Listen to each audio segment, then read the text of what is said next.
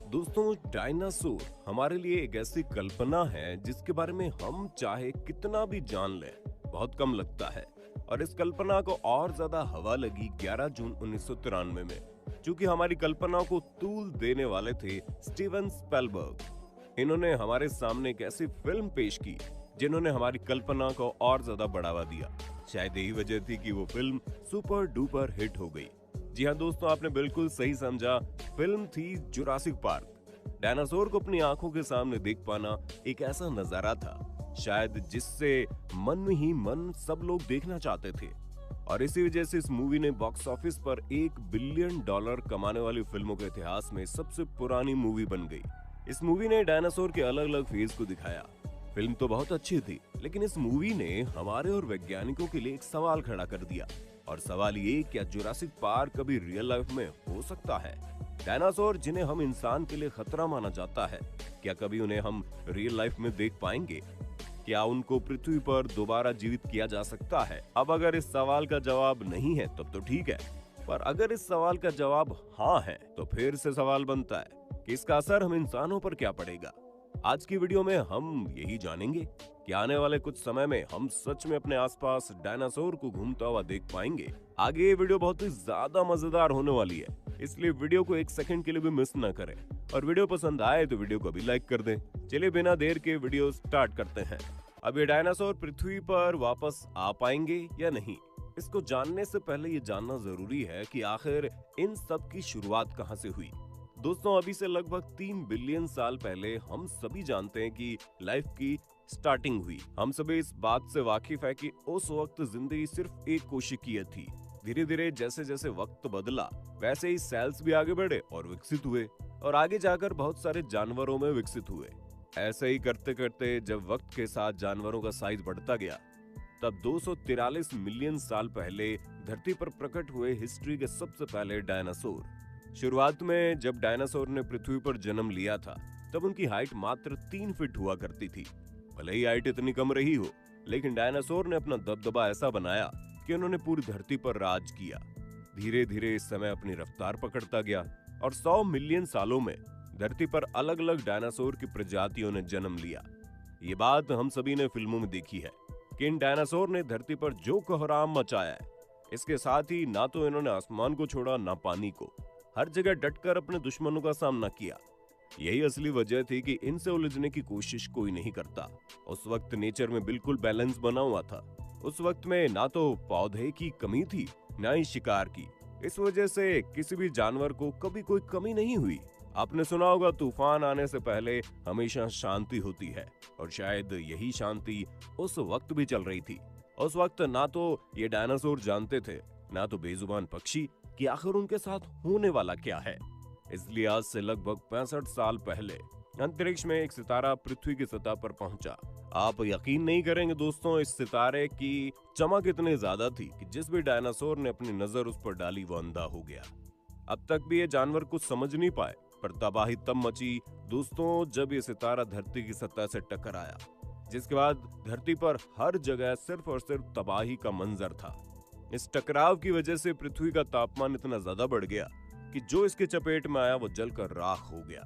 बाकी के बचे डायनासोर रेडिएशन से मारे गए और कुछ तबाही से। ये तबाही का सिलसिला एक दिन या 2 दिन नहीं चला, बल्कि महीनों चला। जिसके बाद दोस्तों हुआ ये कि सूरज की किरणें पृथ्वी तक पहुंच नहीं पाई, जिसके बाद पृथ्वी का टेम्परेचर गिर गया और पृथ्वी पर शीत लहर चलने लगी। इतना सब होने के बाद भी जितने भी वेजिटेशन और लिविंग ऑर्गेनिज्म थे वो सब खत्म हो गए। पर दोस्तों, हर कहानी के बाद दूसरी कहानी भी शुरू होती है, क्योंकि डायनासोर के खत्म होने के बाद जन्म हुआ मैमल्स का, जिन्होंने पृथ्वी की सतह पर चलना शुरू किया। ऐसे ही करके टाइम बीतता गया और ये जीव विकसित होते गए। सेल डिफरेंशिएशन की वजह से 60 मिलियन साल पहले बंदरों में बटे और उसके कुछ मिलियन साल बाद इंसानों में।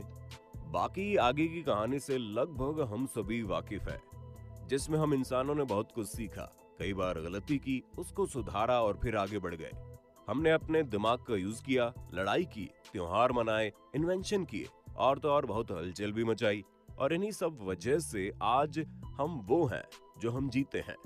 एक बार जरा ये सोचिए और नजर डालिए कि हमारा जन्म, हमारी उत्पत्ति कैसे हुई थी। और आज हम कहाँ हैं। आज ये सब शायद हमें पल भर की कहानी लगती है, पर इसमें कितना वक्त बीत गया शायद उन्हें उंगलियों पर गिनना नामुमकिन है। अब धीरे धीरे जब हम मनुष्य हर फील्ड में अपना दिमाग लगाकर आगे बढ़ रहे थे, तभी उसी वक्त साल 1822 में मैरी एन मेंटल ने कुछ ऐसा खोज निकाला जिसने हमें सोचने पर मजबूर कर दिया। और वो कुछ और नहीं बल्कि डायनासोर का पहला कंकाल था। इसके बाद जब खोजबीन और ज्यादा तेज हुई तो और कई जगहों से ऐसे कंकाल मिलने लगे। इन्हीं सब के बीच 1941 में रिचर्ड ओवन भी थे, जिन्होंने इस डायनासोर के शब्द को हमारे सामने पेश किया। अपने ढांचों की वजह से ये डायनासोर हमारे लिए बहुत बड़ी कल्पना के सोर्स रहे। और नई नई खोज के बाद तो इसका क्रेज आज बच्चों से लेकर बड़ों तक में है। वैसे तो 1941 में इसके बारे में सब कोई जान चुका था, पर 1993 में जब जुरासिक पार्क मूवी के बाद शायद ऐसा कोई होगा जिसके बारे में जानता नहीं होगा। और यही वो मूवी थी जिसने हमारे दिमाग में सवाल छेड़ा कि मूवी की तरह रियल लाइफ में साइंटिस्ट कभी किसी डायनासोर को जिंदा कर पाएंगे। और इस सवाल का जवाब था हाँ। आपको जानकर हैरानी होगी, कई लोगों ने इस पर बहुत पैसा भी खर्च किया है। वैज्ञानिक अब तक रिसर्च पर रिसर्च किए जा रहे हैं ताकि उन्हें ऐसा कोई भी क्लू मिल जाए ताकि वो डायनासोर को जिंदा कर दें। पर इतनी कोशिशों और पैसे के बाद भी वैज्ञानिक असफल रहे, और इसका कारण था डीएनए। आज जो कंकाल हमें मिले हैं उसका इस्तेमाल सिर्फ उतना ही हो सकता है कि उसकी खाल बनाई जा सके और उसे डायनासोर के ऊपर चढ़ाया जा सके। वैज्ञानिकों के हिसाब से कंकाल ना रहे तो चलेगा, लेकिन डीएनए का होना बड़ा जरूरी है। बहुत सालों पहले वैज्ञानिक यही खोजते रहे कि ये डीएनए उन्हें कहीं से कैसे भी मिल जाए।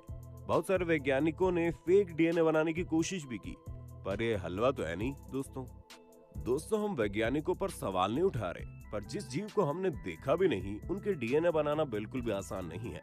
ऐसे रिसर्च करते करते एक वक्त ऐसा आया जब लगा शायद ये मुमकिन नहीं है, पर तभी एक रोशनी दिखाई दी।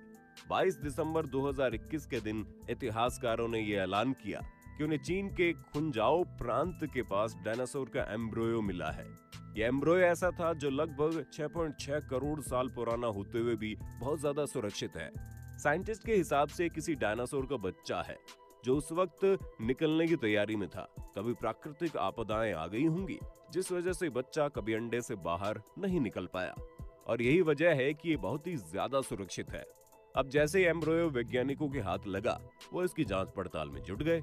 अब एम्ब्रियो जो सुरक्षित है ये बात कंफर्म करता है कि इसके अंदर डीएनए तो होगा ही। अब अगर इससे डीएनए मिल गया तब हमारा ये ह्यूमन वर्ल्ड पूरी तरह से बदल जाएगा, क्योंकि तभी हम अपने आसपास जिंदा डायनासोर को घूमता हुआ देखेंगे। जरा सोचिए, ऐसा सिर्फ सोचने से ही हम कितना ज्यादा खुश हो रहे हैं। पर जरा ये सोचिए, गलती से अगर ये बात सच हो गई तो हम इंसानों का क्या होगा। अब दोस्तों हम इस बात को तो अच्छे से जानते हैं कि हर सिक्के के दो पहलू होते हैं, इसलिए इसके अच्छे और बुरे दोनों प्रभाव हैं। अब अगर इन डायनासोर ने हमारे साथ मिलजुल कर रहने का निर्णय लिया तो फिर विकास के साथ साथ हम बहुत सारी चीजों में तरक्की कर लेंगे। पर अगर इन डायनासोर ने आते ही हमसे पंगा ले लिया तो अब तक हमारे पास ऐसा कोई हथियार मौजूद नहीं है जिससे एक बार में खत्म हो जाए। आप इस बात से अंदाजा नहीं लगा सकते कि डायनासोर अकेले ही पूरी दुनिया को खत्म कर सकते हैं। अब ये मूवी तो है नहीं जहां हैप्पी एंडिंग हो जाएगी। खैर, ये खेल की तरह है जिसमें अगर हम जीते तो फायदे की कमी नहीं है, पर अगर हार गए तो जान से हाथ धोने के अलावा कोई और ऑप्शन ही नहीं है। तो दोस्तों आपको क्या लगता है, डायनासोर को जिंदा करना हमारे लिए कहां तक सही है? अपनी राय कमेंट बॉक्स में देना। खैर, उम्मीद करते हैं आज की वीडियो बहुत पसंद आई होगी आपको। अगर आप आज के वीडियो को एंजॉय किया है ना तो वीडियो को लाइक और दोस्तों में शेयर तो